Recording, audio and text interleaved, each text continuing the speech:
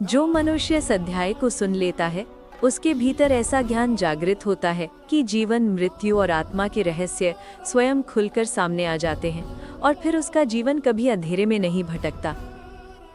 राधे राधे। आज के इस भव्य और दिव्य अध्याय में हम प्रवेश करने वाले हैं गरुड़ पुराण अध्याय 7 की अद्भुत शिक्षाओं में, जहां स्वयं भगवान विष्णु गरुड़ जी को आत्मा, मृत्यु, कर्म, सद्गति, दुर्गति, पाप पुण्य और मोक्ष का रहस्य बताने वाले हैं। ये अध्याय इतना विशिष्ट है कि इसे सुनने मात्र से ही मनुष्य का विचार बदल जाता है, जीवन के प्रति दृष्टि बदल जाती है और आध्यात्मिक शक्ति हृदय में प्रकट होने लगती है। अब हम शुरू करते हैं भाग 1, 2 और 3, कुल 3000 शब्दों की एक दिव्य यात्रा। हे गरुड़, भगवान विष्णु कहते हैं, ये संसार कोई साधारण स्थान नहीं है। ये कर्मों की भूमि है, जहाँ हर विचार, हर भावना, हर कार्य एक बीज की तरह हृदय में बोया जाता है और काल के उपयुक्त समय पर उसका फल मनुष्य को प्राप्त होता ही है।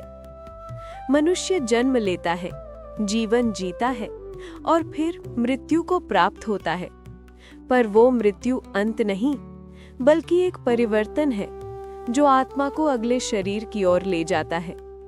मनुष्य की सबसे बड़ी भूल यही है कि वह अपने कर्मों के प्रभाव को समझ नहीं पाता। वह सोचता है कि छोटे छोटे कर्म कोई फल नहीं देते, परंतु हे गरुड़, सृष्टि का कोई नियम ऐसा नहीं है जो निष्फल हो जाए। अच्छा कर्म, बुरा कर्म, सत्य, असत्य, ईर्ष्या, करुणा, घृणा, क्षमा, ये सभी मनुष्य के भविष्य को प्रभावित करते हैं। इस शरीर में रहते हुए जो संकल्प, जो भावना, जो इच्छा मनुष्य अपने भीतर धारण करता है, उनका प्रभाव प्रत्यक्ष रूप से उसके आने वाले जन्मों पर पड़ता है। इसीलिए मैं तुम्हें ये ज्ञान देने जा रहा हूँ कि मनुष्य को अपने विचारों में शुद्धता रखनी चाहिए। विचार ही मनुष्य का वास्तविक स्वरूप बनाते हैं। हे गरुड़, जब जीव इस पृथ्वी पर जन्म लेता है तो वह अपने साथ अपने पुराने जन्मों के सभी संचित कर्म लेकर आता है। उन्हीं के अनुसार उसे परिवार, स्थान, स्वास्थ्य, धन, परिस्थिति सब कुछ प्राप्त होता है।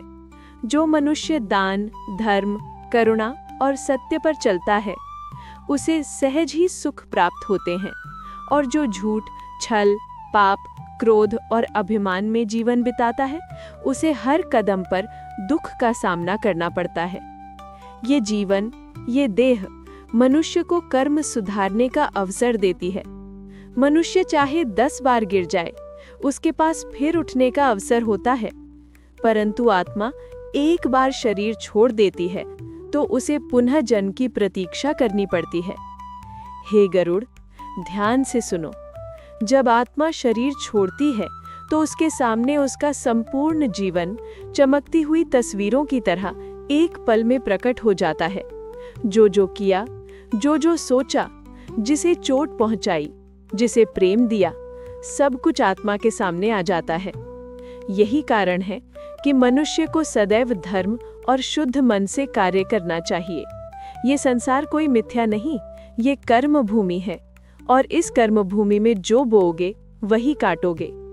भगवान विष्णु आगे कहते हैं, हे गरुड़, मृत्यु वो वंदनीय क्षण है जहां आत्मा अपने वास्तविक स्वरूप में लौटती है, परंतु मनुष्य मृत्यु से भयभीत होता है क्योंकि उसे अपने कर्मों पर भरोसा नहीं होता।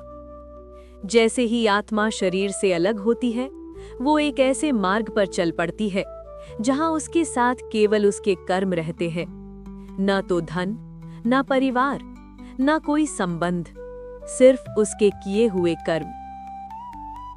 जो मनुष्य सत्य और धर्म के मार्ग पर चलता है उसके सामने प्रकाशमय पथ खुल जाता है।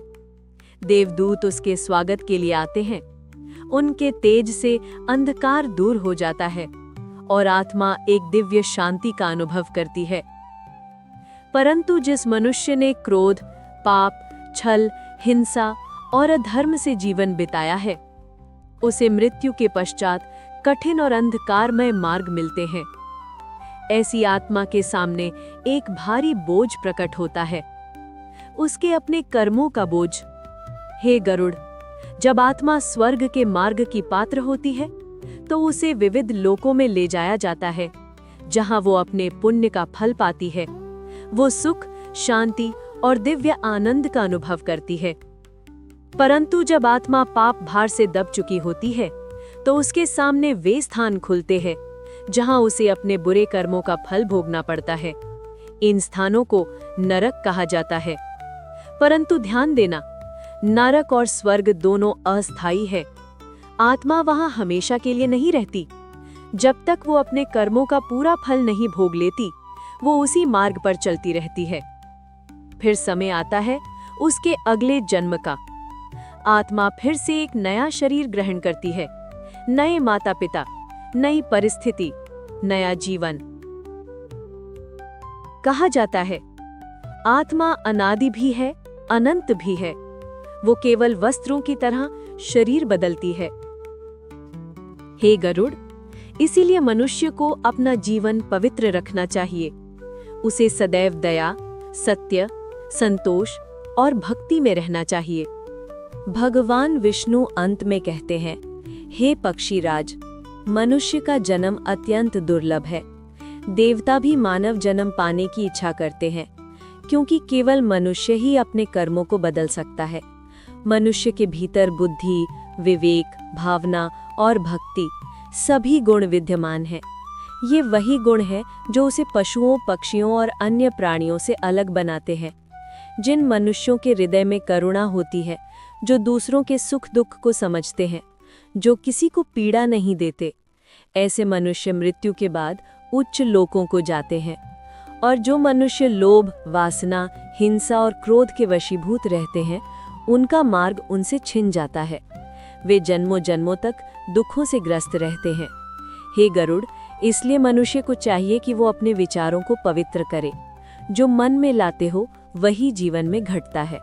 यदि मन में सत्य, प्रेम, दया और शांति हो तो जीवन स्वयं शुभ हो जाता है।